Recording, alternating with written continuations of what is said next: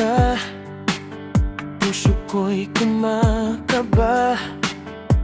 Ngiti mo'y parang araw na nagbibigay ng saya. Kahit simpleng usapan, parang may himala.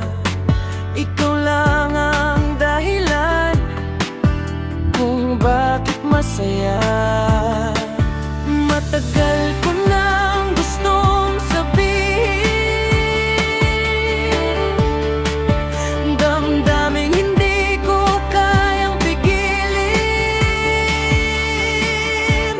Type kita, pilit ka ba? Sige na, kain ka na. Ikaw talaga nagluto niyan? Sabihin mo sa akin kung masarap, ha?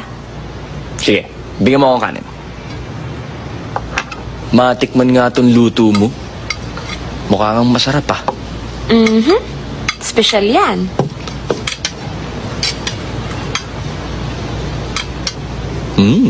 Masarap? Medyo matabang lang. Pero siguro, kulang lang sa patis. Lagyan natin ng patis mamaya. Pero masarap siya. Jed, hindi nilalagyan ng patis yan, eh. No, it's good. Hindi, mukhang hindi ka nasasarapan. Tatanggalin ko na lang. Wag na. Wag. It's the best afritada in town. Jocelyn! Po! Magbukas ka nga ng pork and beans dyan! Bakit ba? Ano naman ginawa ko? Teka! Huwag mong tanggalin. Sinabi ko nga masarap yung afritada eh. Pochero to, Jed! Pochero! Hindi to apritada! Pochero! Paborito mong ulam! Kago! Kung tatanggapin ko yung alok nyo, obligado ako sumunod sa order nyo. Kernel, pinanganak ako para mag-utos, hindi para utusan. Akala mo kasi sino ka magsalita nito eh. Baka nakakalimutan mo na ako ay isang militar, opisyal. At baka nakakalimutan mo rin, Kernel, na si Urbanito Dizon ang kaharap mo. Ang pagkakaiba lang natin, yung burloloy sa uniforme mo at ang ranggo sa dibdib ko.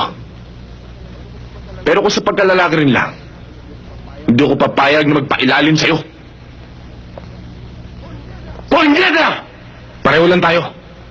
Pareho lang tayong hubot-hubad na pinanganak, Kernel. Pag namatay ka at namatay ako, magkasinlaki lang ang butas ng lupang paglilibingan sa ating dalawa.